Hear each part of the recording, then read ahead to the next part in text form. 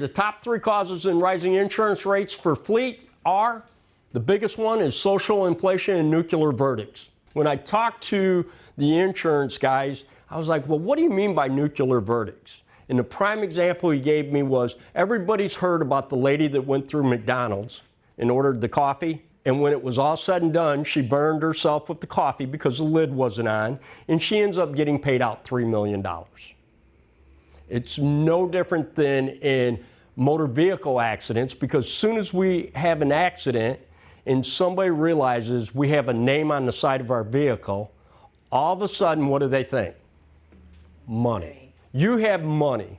On the DOT side of things, DOT companies have to have a minimum of a $1 million policy.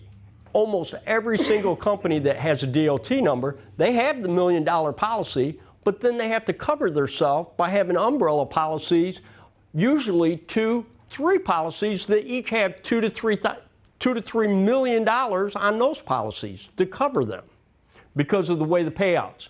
In Georgia, in the last 2 years, we had 55 nuclear verdicts that were all over $1 million that they paid out. Distracted driving. Everybody is distracted driving anymore. We all have a million things on our plate. We're going to a million different places. We have kids that we have to pick up. We have events that we have to go to. You have people that are calling you because we have incidents out on a job. You're trying to answer that. At the same time, you have a customer calling up. I thought you were supposed to be here at 11. We have a million things going on. We can go out here on the roadway and sit at any intersection, and within one light cycle, we can see a half a dozen people picking up their phones. And that's just one thing. If you look at the technology in our vehicles, what can we do on our cars now? If you have a newer vehicle, I'll say even within the last 4 years, what can we do on our car? We can do just about everything. We can get emails. We look at the touch screen for map and navigation. We have digital radio and everything. Is it illegal to touch your dashboard? No. But is that a distraction? It's no different than actually using it on your phone, believe it or not.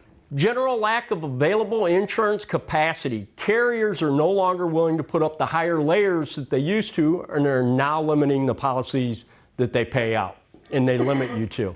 A lot of the companies on your insurance policy, you might have been able to get a cheap $250,000 policy.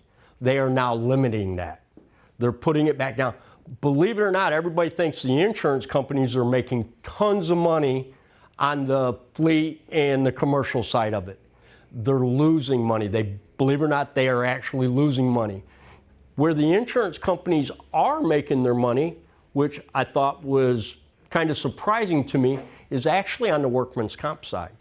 Workman's comp side of insurance, they are actually making about 80 to 85% profit on their workman's comp stuff. So what does that mean? The insurance guys have said, now, instead of only insuring your company on your fleet and your vehicle side, they're telling you, you got to bundle it. You got to come to us for your workman's comp insurance also, or we're not going to insure you on your fleet vehicles. Why? Because they're not making anything on the fleet side.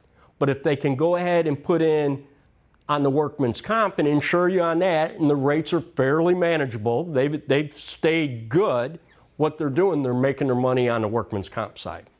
So when you talk or you work with a broker or your insurance company, usually most of us will work with a broker. That broker is really your right-hand man, and they're shopping for you anytime your policies get ready to come up, right? They're trying to get you the best deal. This year it may be Travelers, next year it may be Geico, whoever the company is, but they're going to the underwriters. They're presenting a case from you. Hey, I got a company. They have about 40 vehicles. They have 50 employees. This is what their claim rate is for, believe it or not, they're going to go back at least 4 years on that.